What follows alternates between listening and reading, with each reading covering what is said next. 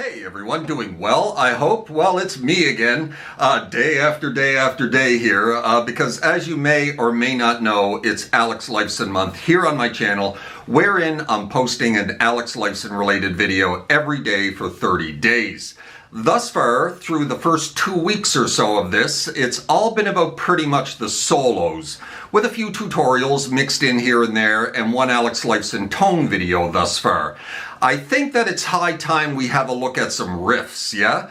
Because if there's one thing that Alex Lifeson is known and loved for nearly as much as for his incredible soloing prowess, it's his absolutely killer guitar riffs through the years.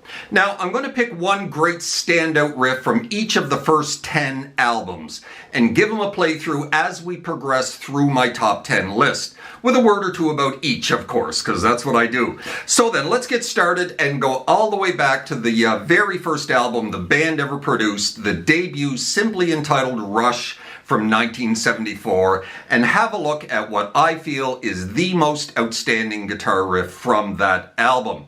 The track I went with is Finding My Way, the album opener, and it's simply one of Alex's greatest early guitar riffs. Now, in these early days of Rush, Alex was still quite heavily influenced by the guitar stylings of the great Jimmy Page of Led Zeppelin, and it shows here on this one to some degree, as he was still young and finding his way, pardon the pun, but it's all influence on display here and not copycatting.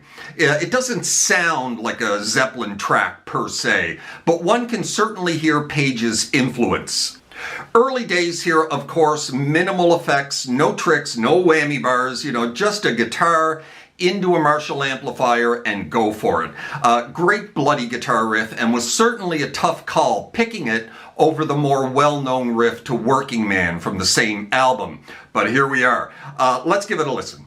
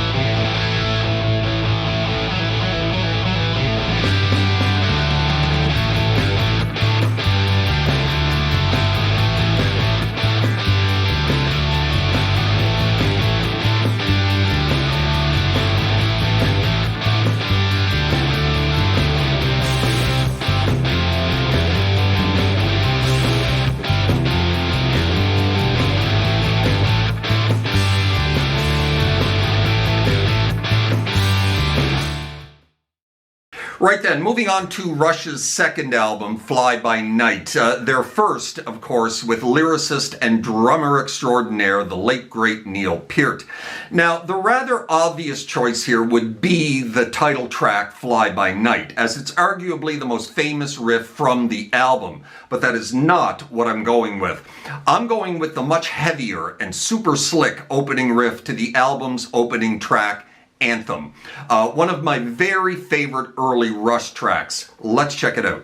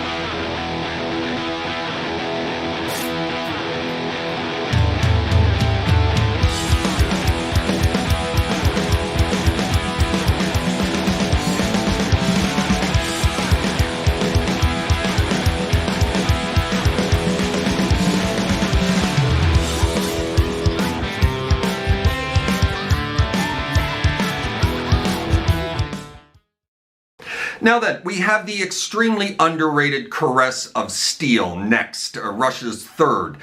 Now, from Caress of Steel, it absolutely has to be the riff from Bastille Day.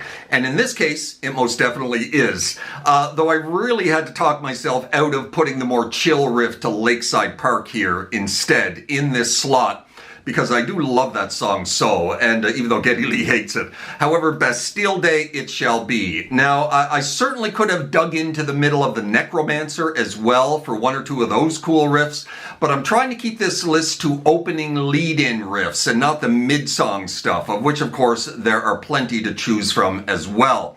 Regardless, Bastille Day it is from the Caress of Steel album. Let's bang it out.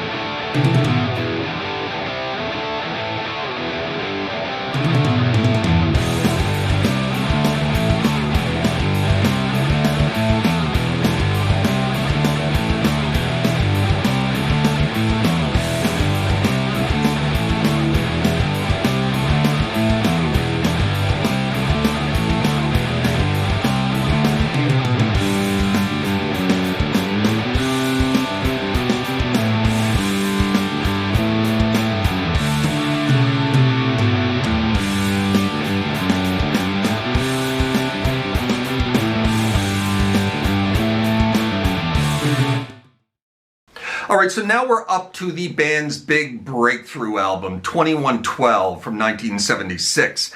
And what to choose, so many great riffs throughout the 21-minute-long prog masterpiece title track. But like I said, going for opening riffs here, and from side 2 of this album, there's really only one choice to make here, and I would have chosen it regardless, even without discounting the riffs within 2112. That riff is the opening to A Passage to Bangkok, another of Alex's most famous early riffs. Let's give it a playthrough.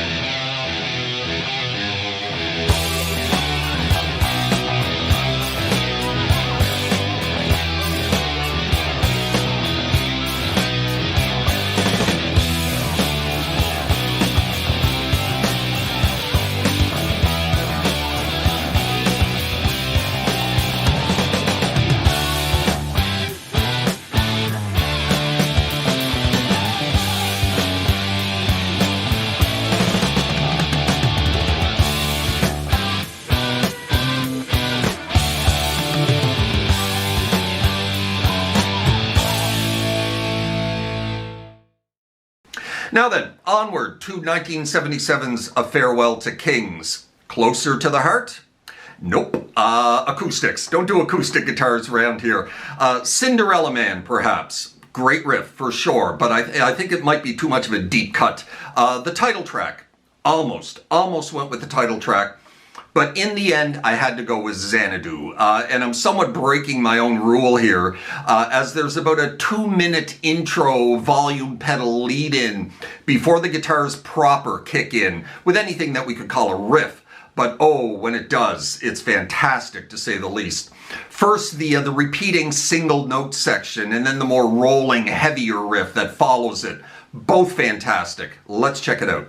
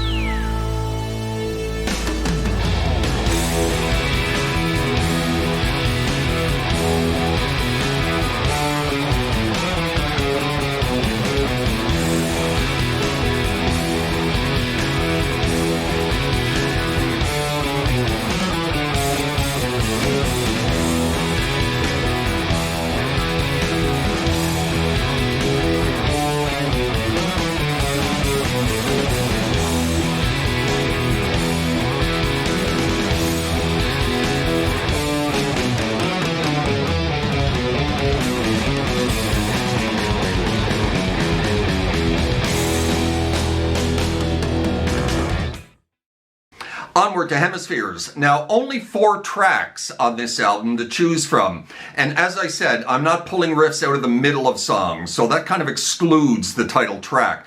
The Trees doesn't really have an opening riff per se, so we're left with just 2 other tracks. Circumstances, great riff for sure, and La Villa Strangiato.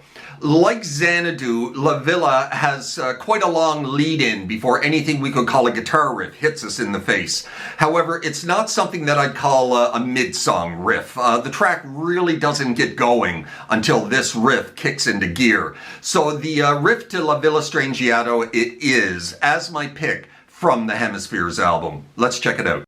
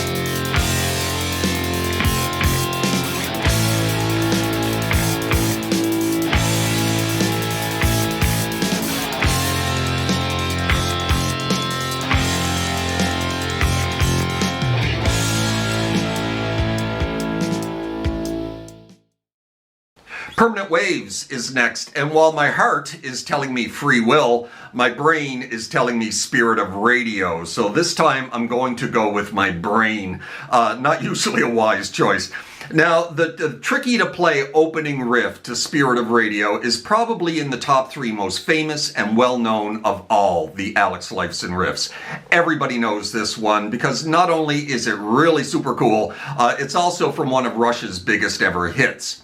Let's check it out before moving on to Moving Pictures.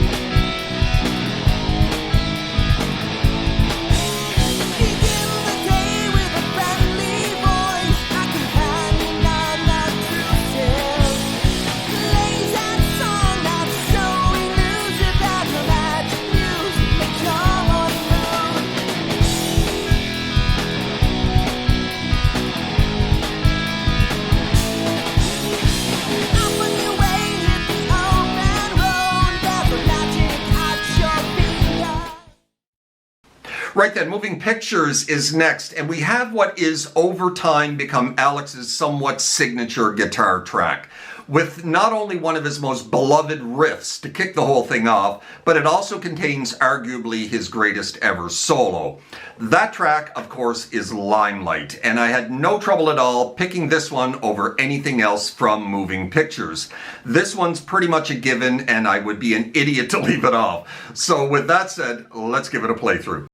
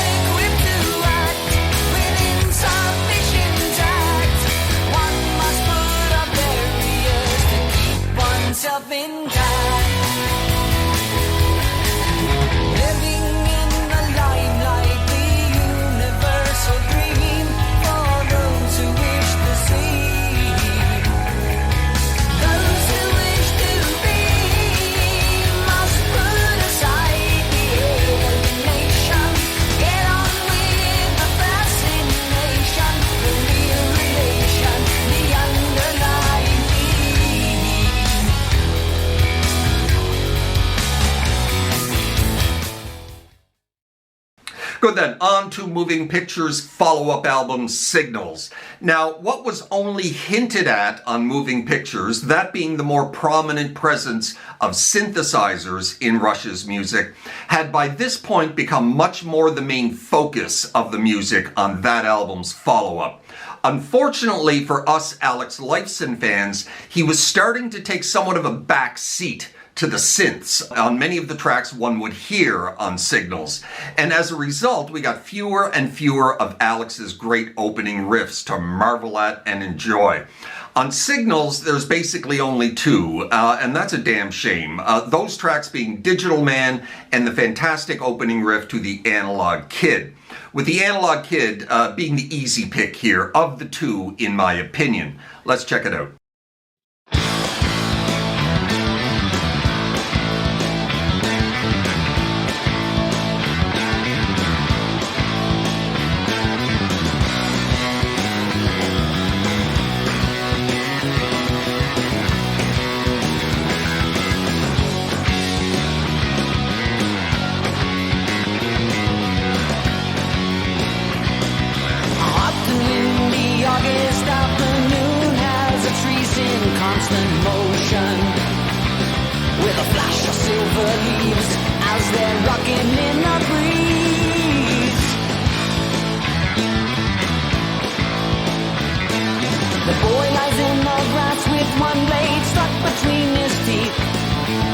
Sensation quickens in his young and restless heart, and the bright and nameless vision has him longing to depart.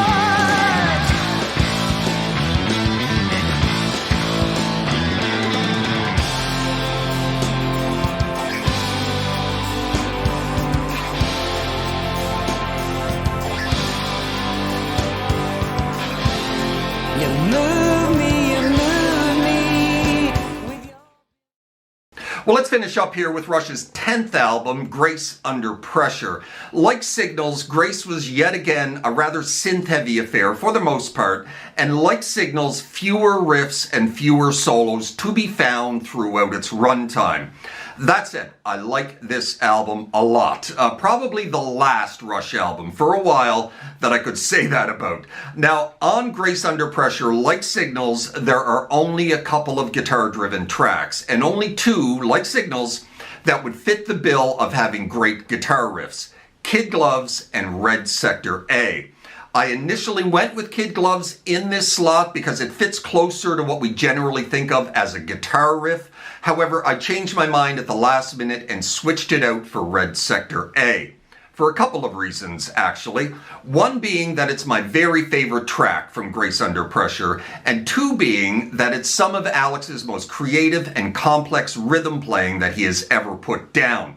Plus, his tone on this one is outstanding, and I wanted to tackle it to see if I could get it close.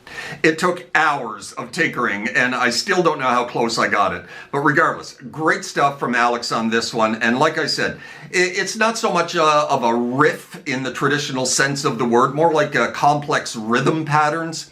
But it's taking this slot on the list nonetheless. It's a riff, I suppose. We can call it a riff. Regardless, let's finish up here and check it out.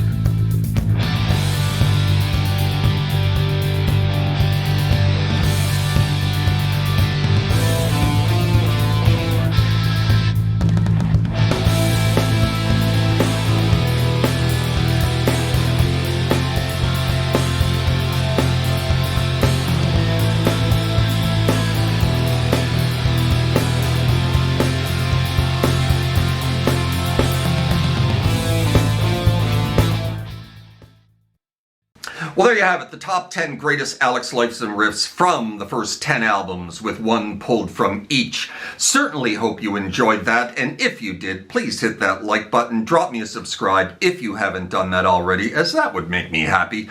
I hope you're well out there in your little guitar corner of the world, wherever that may find you, and thank you for watching, as always. Take care of yourselves, those around you, and we will see you next time. Cheers.